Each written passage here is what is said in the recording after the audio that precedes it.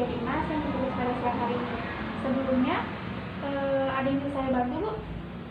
Baik Ibu ya, jadi di sini kami adalah calon pasangan istri. Jadi kami mau melakukan konseling sebelumnya. Baik Bu, kalau boleh tahu sebelumnya namanya siapa ya? Saya dengan nama saya Dian Bu. Nama Bapak? Nama saya Setiawan. Baik, kita mulai saja ya Bu ya. Salah tujuan pernikahan ini yaitu ingin mendapatkan keturunan yang sehat ya Bu ya. Oleh karena itu, sebelum melanjutkan ke jenjang pernikahan, kita perlu melakukan pemeriksaan kesehatan terlebih dahulu. Pemeriksaan kesehatan pranikah penting untuk mengetahui kondisi pasangan serta gambaran masa depan pernikahan. Untuk mengetahui kesehatan mental, karena masing-masing mengetahui benar kondisi kesehatan tanpa sanggup, serta mempersiapkan kehamilan sehat dan mengetahui kondisi kesehatan ibu dan bapak. Kalau boleh tahu Bu Bidan, manfaat dari konseling pranikah ini apa ya?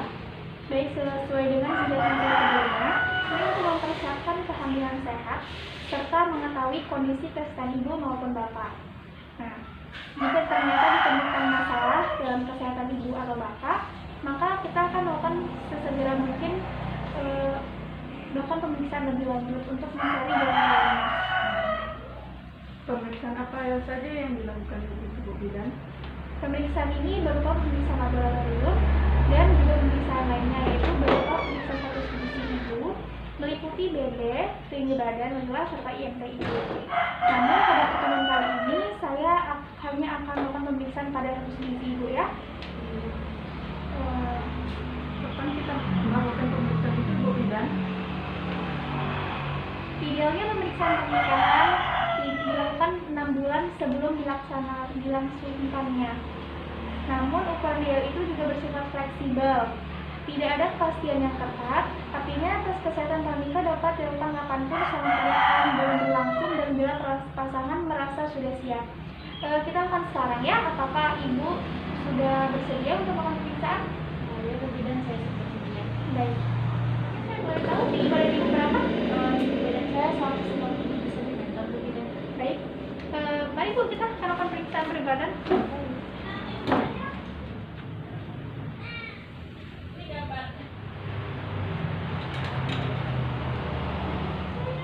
Baik Ibu, selanjutnya saya akan melakukan pemeriksaan. Apakah Ibu bersedia? Ya, bisa. Sebelumnya saya boleh tahu Ibu, tangan dominan siapa yang mana yang Ibu gunakan?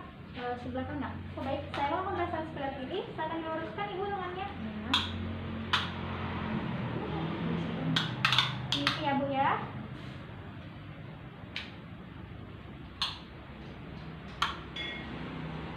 Baik, pemirsa nilai Ibu 22,5 Bu ya. Normalnya Bu. Dari hasil pemeriksaan pengukuran status gizi tadi Ibu sudah baik ya Bu ya. Berat badan Ibu didapatkan 50 kg serta tinggi badan Ibu 190 cm. Jika dihitung IMT Ibu berkisar 20,3, yang berarti keadaan IMT Ibu sekarang adalah normal ya Bu ya. Untuk mencegah terjadinya seks serta berat badan yang berlebih, kita perlu mengatur pola makan yang seimbang, yaitu dengan cara mengikuti isi piringku. Dengan isi piringku itu berisi sepertiga piring isi makanan pokok, sepertiga isi sayuran, dan sepertiganya lagi lauk pauk serta buah-buahan. Yang perlu diperhatikan selanjutnya yaitu ibu harus selalu mengonsumsi air putih 8 gelas per hari ya Bu ya, serta menghindari minum teh dan kopi setelah makan. Karena ibu di sini belum menikah, masih status calon pengantin, maka ibu perlu mengonsumsi tablet tanda darah ini atau tablet FE 1 kali per minggu ya Bu ya. Sebelumnya apakah ibu sudah melakukan imunisasi? Ya Bu Bidan, saya sudah melakukan. Mau udah tahu umur ibu sekarang berapa ya? Umur saya 25 tahun. Kapan terakhir ibu melakukan imunisasi? Terakhir waktu SD. Oh baik Ibu ya, sudah lengkap berarti ya Bu ya? Bu, untuk pelaksanaan imunisasi catin itu sebanyak berapa kali ya Bu? Baik, imunisasi dengan vaksin TT ini diberikan 5 kali untuk membentuk kekebalan sempurna. Jarak waktu antara pemberian TT ke-1 dan TT kedua paling sedikit 4 minggu. Nanti akan saya berikan jadwalnya dan kartu imunisasinya ya. Sebelumnya saya akan bertanya mengenai riwayat penyakit ibu.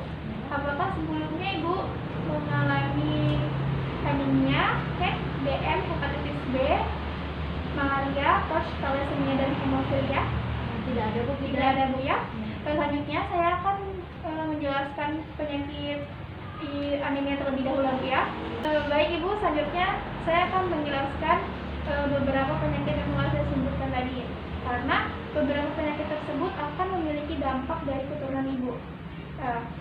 Sebelumnya, apakah Ibu mengetahui dampak dari anemia, Ibu? Tidak tahu, tidak. Baik,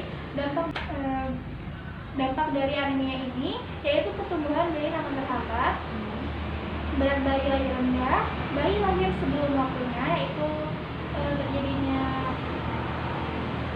prematur, bayi akan mengalami kelainan bawaan, yaitu kekurangan asupan oksigen, serta anemia pada bayi.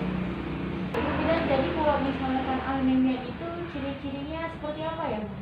Ciri-ciri anemia itu terdiri dari lesu, letih, lemah, lelah, lumai, sering mengeluh pusing dan mata berkurang-kurang. Namun jika ibu mengalami ciri-ciri berikut itu tidak membuktikan pasti bahwa ibu mengalami anemia ya. Makanya untuk itu kita akan pemeriksaan lebih lanjut terkait dengan anemia ini. Adapun untuk pencegahan dari anemia yaitu dengan mengkonsumsi tablet darah tadi, Bu. Karena ibu belum hamil, maka ibu perlu mengkonsumsi tablet darah ini seminggu sekali, serta mengkonsumsi makanan yang seimbang. Baik Ibu, selanjutnya mengenai cake. Cake ini perlu juga dicegah ya Bu ya, karena dampak dari cake ini akan terjadinya anemia, pendarahan, keguguran, mudah terkenanya penyakit, berat bayi lahir rendah, bayi lahir mati, serta kelainan bawaan pada bayi. Nah, jika calon pengantin ibu dan bapak ini akan terkena anemia, maka perlu untuk menunda kehamilan dengan KB sampai status gizinya membaik. Baik, selanjutnya yaitu mengenai hepatitis B ya Bu ya. Jadi hepatitis B ini adalah penyakit peradangan hati. Untuk itu kita harus mengetahui cara penularannya seperti apa. Jadi cara penularan dari hepatitis B ini ada dua. Yang pertama vertikal dan horizontal. Nah, vertikal ini dia melalui proses persalinan atau bayi yang dikandungnya. Yang kedua yaitu horizontal, yaitu dia melalui transfusi darah, hubungan seks, gangguan jalan cicit yang bergantung. Untuk gejala dari hepatitis B ini tidak ditemukan dengan jelas karena untuk mengetahui penyakit dari hepatitis B ini kita perlu melakukan screening, yaitu HBsHG. Untuk pencegahan hepatitis B itu bagaimana ya Bu Bidan? Baik, untuk pencegahan dari hepatitis B ini kita perlu menghindari faktor risikonya ya, serta melakukan imunisasi hepatitis B. Adapun vaksin hepatitis B ini diberi dalam 3 dosis, yaitu pada bulan ke 0 sampai ke 6. Namun jika ibu dan bapak telah terdeteksi hepatitis B ini, kita perlu melakukan konseling ke dokter lebih lanjut, yaitu dokter penyakit dalam atau dokter SPOB ya Bu ya dan bapak. Lalu jika ada kemungkinan ditemukannya perlukaan pada daerah tertentu, yaitu ibu maupun bapak, maka kita harus melakukan penutupan pada luka tersebut. Dan yang terakhir, ibu dan bapak tidak boleh saling berbagi peralatan pribadi masing-masing. Baik, selanjutnya yaitu diabetes mellitus ya Bu ya, bapak. Baik, diabetes mellitus ini seperti kita tahu adalah penyakit kronis yang ditandai dengan peningkatan gula darah. Adapun peningkatan gula darah yang harus kita jaga itu tidak boleh lebih dari 200. Jika ibu atau bapak sedang berpuasa, maka tidak boleh lebih dari 125 ya Bu ya. Adapun gejala dari diabetes mellitus ini yaitu seperti banyak minum, banyak makan, sering kencing, mudah lelah dan mengantuk, penglihatan kabur, penurunan BB, meskipun bapak atau ibu sedang nafsu makannya meningkat ya Bu ya. lukanya suka sembuh masalah pada kulit. Baik Bu Bidan, saya mau bertanya, kalau misalkan dampaknya terjadi kalau pada ibu hamil yang kena diabetes mellitus itu bagaimana ya? Dampaknya itu berupa bayi yang akan dilahirkan ini di atas normal atau faktor rendah itu sangat bahaya, dan bayi kemungkinan akan bisa kelahiran prematur. Ibu juga akan terjadi hipertensi, diabetes kehamilan berikutnya yang akan beresiko pada bayi ibu. Baik Ibu, selanjutnya mengenai penyakit dari malaria ini ya.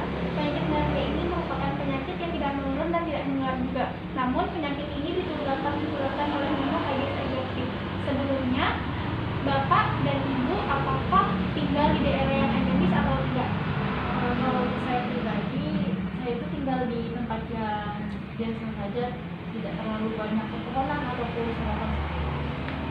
Kalau saya juga tidak tinggal di hutan atau di yang saya tinggal di perkotaan itu juga. Baik Ibu, karena tempat tinggal Bapak atau Ibu ini sangat baik, jauh dari nyamuk-nyamuk tadi, maka untuk pencegahannya juga sangat bisa ya. Ibu dapat menggunakan obat anti nyamuk serta membersihkan selokan untuk mencegah ada genangannya air tadi. Nah, selanjutnya jika Ibu dan Bapak sudah berkeluarga terus di tempat tinggal yang endemis, maka pencegahan yang dilakukan itu perlu penggunaan kelambu saat tidur, tutup pintu dan jendela guna menggunakan kawat atau kanan pakaian tertutup, serta menggunakan obat anti nyamuk. Baik Ibu, Bapak, untuk dampak dari malaria ini dapat menyebabkan anemia dan kelak dapat mempengaruhi kesehatan ibu hamil dan janinnya. Untuk itu, pencegahan malaria ini juga sangat penting ya Bapak dan Ibu. Selanjutnya yaitu TORCH. TORCH ini adalah penyakit yang disebabkan oleh virus Toxoplasma rubella dan CMV dan herpes simplex virus serta virus lainnya. Nah, penularan TORCH ini dia melalui konsumsi makanan dan sayuran yang terkontaminasi virus TORCH dan tidak dimasak dengan sempurna. Makanan atau sayuran dapat terkontaminasi virus TORCH dari kotoran hewan seperti kucing, anjing, ayam, burung, dan lain-lain. Untuk itu, apakah dari masing-masing Bapak Ibu memelihara hewan-hewan tersebut? Kalau saya ada bukan, saya pelihara ayam. Kalau saya ada bidang saya selalu kucing. Karena seperti kita tahu dari keluaran itu dapat berupa dari hewan-hewan, maka jika Ibu dan Bapak ingin memelihara hewan-hewan lagi, nanti usahakan kebersihan kandang-kandangnya juga harus dijaga Bu ya, serta jangan banyak-banyak jangan terlalu banyak memelihara hewan-hewan tersebut. Lalu pengeluaran pasifnya itu dapat terjadi pada ibu hamil yang mengidap TORCH ke janin. Maka untuk itu kita harus sangat mencegahnya Bu ya Bapak. Ya baik Ibu, untuk dampak dari TORCH ini, Ibu akan mengalami kesusahan hamil. Selanjutnya, kelak jika hamil dapat mengakibatkan kecacatan pada janin Ibu, misal kelainan saraf, mata, telinga, otak, serta kelainan paru, limfa, tergantungnya fungsi motorik. Lalu pencegahannya bagaimana? Pencegahannya yaitu dengan cara vaksinasi MMR untuk mencegah komponen rubella dari TORCH yang dilakukan 3-6 bulan dari rencana hamil. Nah, perilaku hidup bersih dan sehat juga sangat diperlukan ya Bapak dan Ibu. Dengan cara selalu mencuci tangan menggunakan sabun atau hand sanitizer, mencuci bahan makanan, sayuran, buah dan lainnya dengan air bersih yang mengalir ya Ibu dan Bapak, dan memasak makanan sampai matang sempurna. Selanjutnya itu mengenai penyakit genetik yang mempengaruhi kehamilan kesehatan janin ya, yaitu penyakit thalassemia dan hemofilia. Nah, penyakit yang pertama adalah penyakit thalassemia. Baik, untuk penyakit thalassemia, pasangan membawa sifat thalassemia berisiko menanggung penyakit thalassemia kepada anak kandung dan keturunannya. Orang dengan thalassemia minor atau membawa sifat tampak sehat dan dapat tidak menunjukkan gejala. mendeteksi dini thalassemia ini yaitu dengan cara melihat masing-masing fisik, yaitu terlihat pucat dan lemah. Itu jika masing-masing ibu atau bapak mengalami thalassemia, maka perlu melakukan pemeriksaan lebih lanjut ke dokter. Memeriksakan yaitu pemeriksaan meliputi darah lengkap (MCV).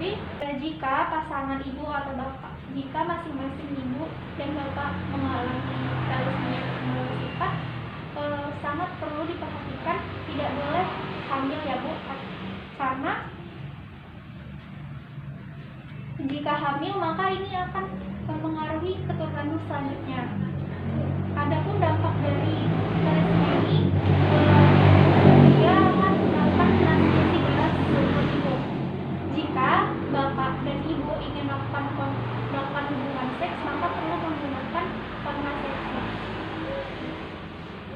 Lalu selanjutnya hemofilia. Hemofilia ini merupakan darah yang suka membeku. Nah, hemofilia ini umumnya terjadi pada laki-laki dan resesif pada wanita. Untuk gejalanya yaitu berupa pendarahan sulit berhenti, memar jika terbentur, cepat lelah, penglihatan ganda, mimisan. Nah, adapun dampak dari pasangan calon pengantin yaitu berisiko anak laki-laki hemofili, perempuan karir. Pencegahannya yaitu mengikuti screening hemofili sedini mungkin, menggunakan kontrasepsi saat hubungan seks, dan ibu bapak dianjurkan untuk menghindari hamil. Sebenarnya bukan tidak boleh untuk memiliki keturunan, namun sebisa mungkin untuk menghindari kehamilan. Selanjutnya, dari penjelasan saya, apakah bapak dan ibu dapat mengerti?